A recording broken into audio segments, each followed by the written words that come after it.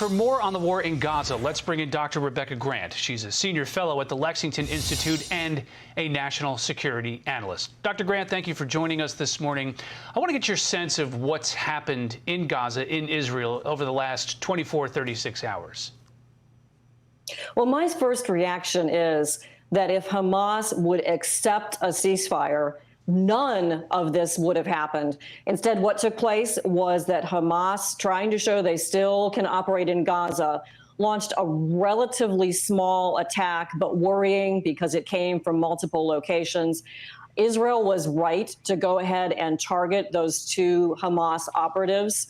That was a legitimate military target. Unfortunately, it led to the fire that you see. And again, if Hamas would accept the ceasefire that Egypt and Qatar and the U.S. and Israel and so many others want them to accept, we wouldn't see any of this going on. But hey, it's time for Biden and Israel to find a way to wrap up this military operation quickly and decisively restore Israel's security.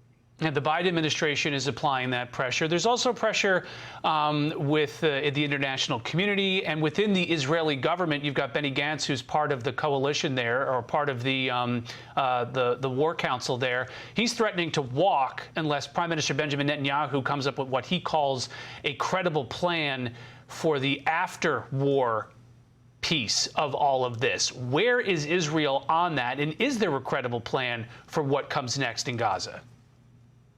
Well, one piece of that plan is already in operation, and that is that Army pier in Gaza. Israel is manning the land side of that, bringing in trucks of humanitarian relief.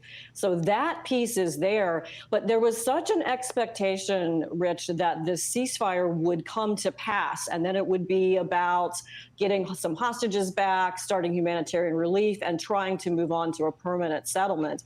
Instead, we see this activity, and even though the IDF has actually moved one of its 5 units back from the Rafah area, the fact is, bottom line, Hamas only reacts to military pressure. And so Israel will keep that pressure on no matter what the International Court for Justice has to say about it. And even in the face of these very odd warrants requested by the ICC. Yeah, you mentioned the ICC here. That's the International Criminal Court. It has moved forward warrants against the defense minister, Prime Minister Benjamin Netanyahu, also for some Hamas officials. Here's what Congressman Jared Moskowitz had to say about that.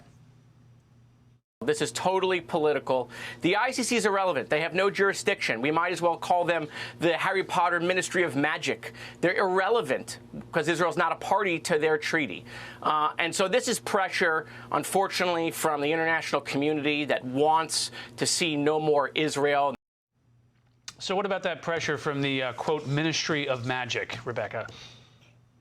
Well, the congressman is exactly right. And the ICC prosecutor Khan wants to put out warrants both for the Hamas leaders, Sinwar and al-Maziri, and for the Israeli government. So this is a non-starter. He's a bit of a publicity hound. This is the same individual who's put out a warrant for Putin, which I agree with, but it's no more likely to change the situation on the ground. And so I think the ICC, in considering weighing in, is simply making the problem more difficult. What has to happen is Hamas has to agree with Qatar and Egypt's support to a ceasefire so that we can begin to see some progress. I mean, I think everyone in the region understands that Hamas is getting very, very isolated.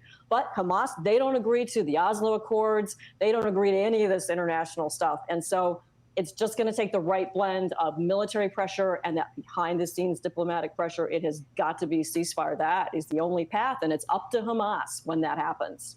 Dr. Rebecca Grant, thanks so much for joining us this morning. Thank you.